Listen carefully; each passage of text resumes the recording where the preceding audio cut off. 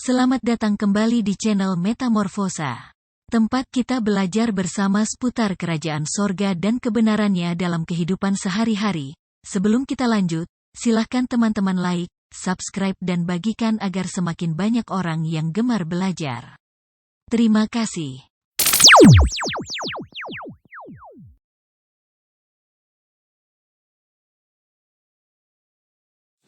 Kebodohan adalah perbudakan. Perbudakan yang paling kejam, paling sadis, paling keji, dan paling mematikan adalah kebodohan atau ketidaktahuan atau ignoran.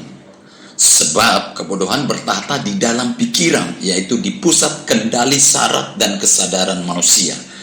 Kebodohan bukan hanya membuat pikiran tidak berfungsi sebagaimana seharusnya, tetapi membuat pikiran justru bekerja melawan serta merusak pikiran itu sendiri. Ini membuat kita mengerti terminologi Ibrani untuk kebodohan, bahwa kebodohan sama dengan kegelapan. Orang bodoh sama dengan orang yang hidup di dalam kegelapan. Dan tebak, siapa penguasa kerajaan kegelapan? Ya, Anda betul, iblis. Iblis adalah penguasa kegelapan. Di sisi kontrasnya, Yesus Kristus adalah penguasa kerajaan terang. Maka pengetahuan adalah terang. Maka Tuhan pasti dan selalu menang melawan iblis, karena Tuhan mengetahui segala sesuatu. Dia adalah Tuhan yang maha tahu. Di mata Tuhan segala sesuatu terlihat dengan terang, jelas, benderang.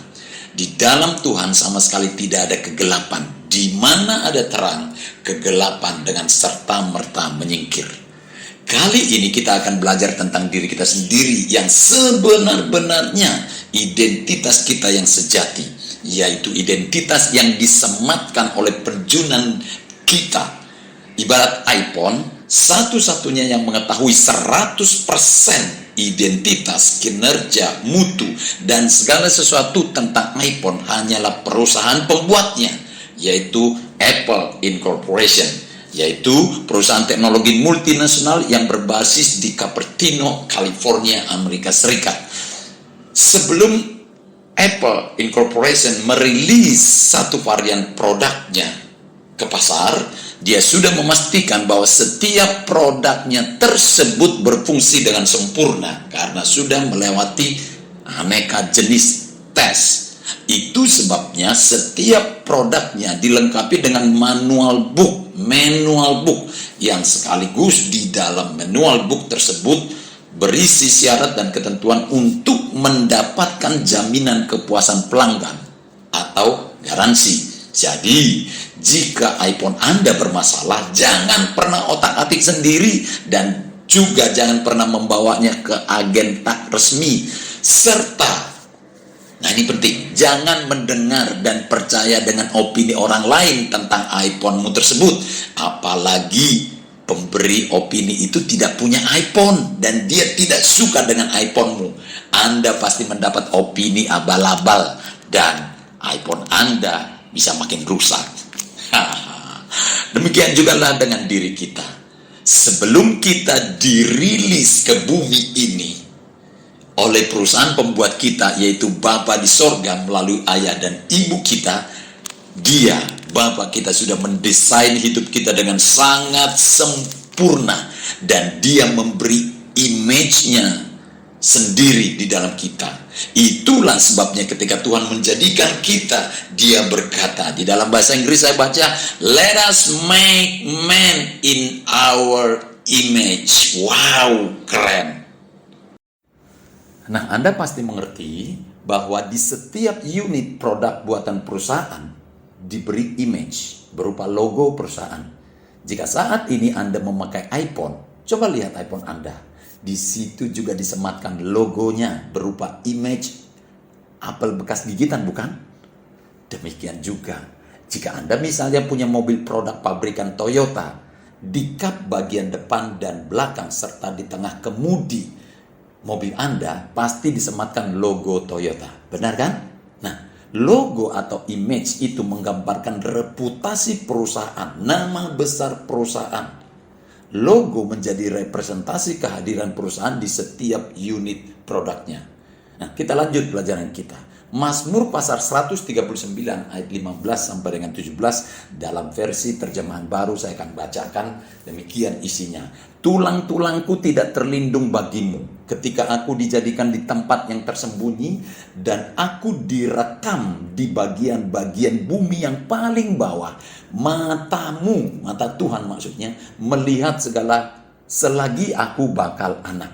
Dan perhatikan ini, dan dalam kitabmu semuanya tertulis hari-hari yang akan dibentuk sebelum ada satupun daripadanya. Saya ulang sekali lagi, dalam kitabmu semuanya tertulis hari-hari yang akan dibentuk sebelum ada satupun daripadanya. Saya baca sekali lagi, dahsyat ini.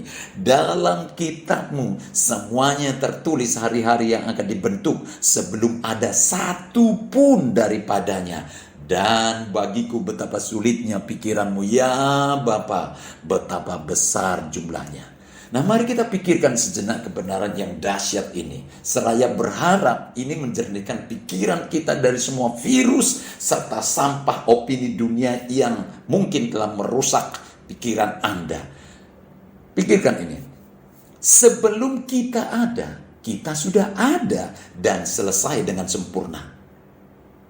Sebelum kita hadir, lahir ke bumi ini, sebelum kita menjalani satu hari pun dari hari-hari yang akan kita jalani dalam rentang usia hidup kita di bumi ini, kita sudah selesai dengan sempurna. Sebelum perjalanan hidup kita dimulai, di dalam Tuhan kita sudah selesai. Dengan kata lain, kita sudah selesai dengan sempurna sebelum dimulai. Ini dahsyat, ini keren. Ini butuh pemikiran serta meditasi yang serius. Saking dahsyatnya kejadian kita, Daud yang mendapat pencerahan ini dari Roh Kudus berkata, bagiku betapa sulitnya pikiranmu ya Tuhan, betapa besar jumlahnya. Nah, lalu di dalam kitab Yeremia pasal 29 ayat 11, saya baca dalam terjemahan baru, Tuhan juga berkata, sebab aku ini mengetahui rancangan-rancangan apa yang ada padaku mengenai kamu. Demikianlah firman Tuhan, yaitu rancangan damai sejahtera dan bukan rancangan kecelakaan, untuk memberikan kepadamu hari depan yang penuh pengharapan. Nah, jika Anda pernah berkata, aku tidak berguna, aku tidak ada artinya, masa depanku sudah hancur, itu adalah opinimu sendiri dan itu salah. Mari kita kembali lagi. Please, jangan biarkan opini orang membentuk dan merusak identitasmu. Jangan biarkan sekolah, guru, dosen di universitas, psikolog, psikiater sekuler, jago-jago adat, orang pintar, dukun, bahkan termasuk buku-buku pengembangan diri yang tidak tervalidasi oleh Kingdom of God, membentuk identitas dirimu, memperbudak dirimu. Siapapun Anda yang mendengarkan pembelajaran ini, apapun kondisi Anda saat ini, berdiri dengan kepala dan wajah yang tegak serta mata yang menatap penuh keyakinan. Jangan hidup berdasarkan apa kata orang, hiduplah berdasarkan apa kata firman. Merdekakan dirimu dari perbudakan kebodohan. Bahkan jangan hidup terikat, terpenjara di dalam kubangan kesalahan atau dosa atau segala bentuk kekacauan yang pernah Anda buat di masa lalu atau bahkan satu hari yang lalu. Itu semua bukan identitasmu. Anggaplah itu dan perlakukanlah itu sebagai sebuah pelajaran berharga. Dan kembalilah kepada apa kata Tuhan tentang dirimu. Kembali kepada apa kata manual book, yaitu firman Tuhan. Jika Anda melakukan dosa, pengorbanan Yesus Kristus di kayu salib sempurna mengampunimu tuntas dan tanpa sisa. Anda menjadi ciptaan baru, ciptaan yang sesuai dengan desain awal hidupmu. Ingat, barang siapa yang ada di dalam Kristus, dia adalah ciptaan baru. Hidupmu diriset kembali kepada desain awal pabriknya, seperti yang disampaikan oleh Daud tadi. Kembali ke tema kita. Kebodohan adalah perbudakan. Seharusnya pelajaran pertama dan terutama dari setiap individu yang harus kita pelajari adalah berusaha mengenal, mempelajari diri sendiri dengan mempelajari manual book hidup kita. Agar hidup ini tidak malfungsi dan tidak menjadi ajang permainan opini dunia. Sama seperti ketika kita membeli handphone atau laptop, kita seharusnya membaca manual booknya terlebih dahulu sebelum kita mengoperasikannya. Betul ya? Agar dapat digunakan semaksimal yang dirancang oleh pabriknya, serta agar tidak terjadi malfungsi. Saya yakin tidak banyak dari kita yang mampu memfungsikan handphone atau laptop sebanyak yang telah disematkan kepada di dalam handphone tersebut, dan juga termasuk saya tidak membacanya. Nah, lagi dan lagi, jangan lagi menjadi budak dari kebodohan. Tidak ada seorang pun di planet bumi ini yang mengetahui diri kita dengan benar 100% kecuali Bapa kita sendiri, karena Dia yang membuat kita. Semua yang dikatakan orang lain tentang diri Anda dan saya hanyalah opini. Bahkan orang tua kita sendiri pun tidak tahu persis siapa kita, apa saja potensi, bakat atau gift yang Tuhan telah sematkan, tanamkan, investasikan di dalam diri kita, dan mau jadi apa kelak di dalam kerajaan Bapa. Apa yang dilakukan orang tua kita kepada kita hanyalah apa yang mereka anggap baik menurut pandangannya, menurut pengalamannya, dan menurut opini mereka. Bahkan ini yang sangat menarik, Yusuf dan Maria sendiri pun tidak mengerti siapa Yesus Kristus, meskipun mereka adalah orang tuanya sendiri. Mari kita lihat apa kata Alkitab tentang topik ini. Terdapat di dalam Lukas pasal 2 ayat 41 sampai dengan 50. Saya akan baca di dalam terjemahan baru. Alkitab berkata begini, tiap-tiap tahun orang tua Yesus pergi ke Yerusalem pada hari raya Paskah. Ketika Yesus telah berumur 12 tahun, pergilah mereka ke Yerusalem seperti yang lazim pada hari raya itu. Sehabis hari-hari perayaan itu, ketika mereka berjalan pulang, tinggallah Yesus di Yerusalem tanpa diketahui orang tuanya, tanpa diketahui oleh Yusuf dan Maria.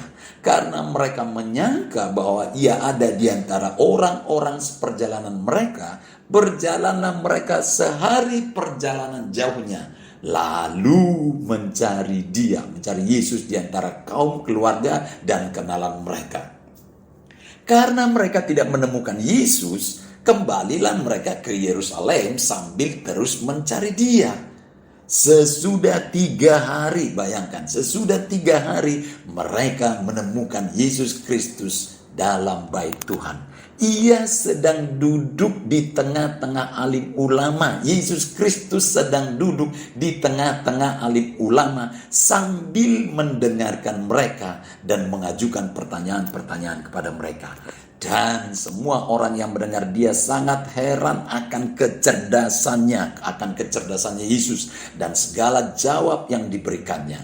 Dan ketika orang tuanya melihat Dia, ketika Maria dan Yusuf melihat Yesus Kristus, tercenganglah mereka, lalu kata ibunya kepadanya, "Nah, mengapa engkau berbuat demikian terhadap kami? Bapakmu dan aku dengan cemas mencari engkau." Saya baca sekali lagi. Nah, katanya kepada Yesus Kristus, "Mengapa engkau berbuat demikian terhadap kami? Yusuf dan saya dengan cemas mencari engkau." Lalu apa kata Yesus Kristus? Jawabnya kepada mereka, "Mengapa kamu mencari aku? Tidakkah kamu tahu bahwa aku harus berada di dalam rumah Bapakku?" Nah, tetapi mereka tidak mengerti. Saya ulang, tetapi mereka tidak mengerti apa yang dikatakan Yesus kepada mereka. Luar biasa, mereka tidak mengerti. Yusuf dan Maria tidak mengerti siapa Yesus Kristus, anak kandungnya sendiri. Nah, memang Yusuf dan Maria adalah orang tua mereka secara jasmani. Tetapi itu menjadi bukti bahwa memang bahkan orang tua kita sendiri pun tidak tahu persis 100% siapa kita. Bayangkan ini. Satu lagi sebelum kita akhiri pelajaran ini. Manual book kita di dalam 1 Korintus pasal 2 ayat 9-12. Saya akan baca di dalam terjemahan baru berkata, "Tetapi seperti ada tertulis, apa yang tidak pernah dilihat oleh mata dan tidak pernah didengar oleh telinga dan yang tidak pernah timbul di dalam hati manusia." Saya ulangi, ini dahsyat ini. Apa yang tidak pernah dilihat oleh mata, tidak pernah didengar oleh telinga, 2, dan yang tidak pernah timbul di dalam hati manusia. Semuanya disediakan Tuhan bagi mereka yang mengasihi Dia. Karena kepada kita Tuhan telah menyatakannya oleh Roh, sebab Roh menyelidiki segala sesuatu, bahkan hal-hal yang tersembunyi di dalam diri Tuhan. Siapa gerangan di antara manusia yang tahu apa yang terdapat di dalam diri manusia selain roh manusia sendiri yang ada di dalam dia? Demikian pula lah, tidak ada orang yang tahu apa yang terdapat di dalam diri Tuhan selain roh Tuhan. Kita tidak menerima roh dunia, tetapi roh yang berasal dari Tuhan, supaya kita tahu apa yang dikaruniakan oleh Tuhan kepada kita. Kita tidak menerima roh dunia. Sekali lagi, jangan menerima opini dunia. Apa kata dunia? Apa kata para ahli-ahli dunia? Tetapi apa kata roh Tuhan? Supaya kita tahu apa yang dikaruniakan Tuhan kepada kita. Bayangkan ini. Apa yang tidak pernah dilihat oleh mata. 1. Tidak pernah didengar oleh telinga. 2, 3, dan yang tidak pernah timbul di dalam hati manusia. Semua disediakan Tuhan bagi kita. Artinya tidak ada yang tahu tentang kita kecuali Tuhan sendiri. Maka roh Tuhan yang ada pada kita lah yang menerangkan segala sesuatu tentang hidup kita kepada kita. Maka berkomunikasilah dengan Roh Kudus. Meditasilah firman. Lakukan self-talk berdasarkan firman Tuhan, atau bicara dengan diri sendiri, gumamkan firman Tuhan. Maka hidup ini akan benar-benar merdeka dari perbudakan. Sebagai penutup, tidak ada yang bisa memerdekakan kita dari perbudakan kecuali kebenaran. Banyak orang yang teriak-teriak keluar dirinya untuk merdeka. Merdeka dari apa? Siapa yang menjajahmu? Penjajah terkejam adalah kebodohan, dan kebodohan hanya bisa dikalahkan oleh pengetahuan, pengertian, dan hikmat. Siapakah hikmat itu? Dialah Yesus Kristus. Yesus Kristus adalah kebenaran, Yesus Kristus adalah terang, dan Yesus Kristus adalah hidup serta pembebas yang sejati. Semoga menginspirasi. Silahkan dengan senang hati like, subscribe, serta bagikan ke banyak orang agar semakin banyak orang yang dimerdekakan dari perbudakan kebodohan. Salam Metamorfosa. God bless you all.